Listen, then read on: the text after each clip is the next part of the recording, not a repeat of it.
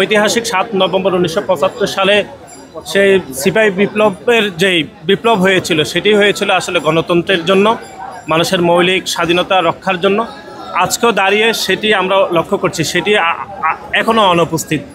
যে জুলাই যে গণ অভ্যুত্থান হয়েছিল সেখানে 2000-এরও বেশি ছাত্র জনতা শহীদ হয়েছেন, তারপরেও আজকে নির্বাচন নিয়ে বিভিন্ন ষড়যন্ত্র হচ্ছে, নির্বাচন পিছিয়ে দেওয়া নিয়ে বিভিন্ন কথাবার্তা হচ্ছে। বাংলাদেশ জাতীয়তাবাদী ছাত্রদল সবসময় গণতন্ত্রের পক্ষে, মানবাধিকার পক্ষে এবং স্বাধীনতার পক্ষে। আমরা বিশ্বাস করি যত ষড়যন্ত্রই হোক না কেন, মানুষ 2024 সালের 5 আগস্টের আগে এতগুলো মানুষ জীবন দিয়েছে শুধুমাত্র তার মৌলিক গণতন্ত্রকে রক্ষা করার জন্য, ভোটাধিকারকে রক্ষা করার জন্য।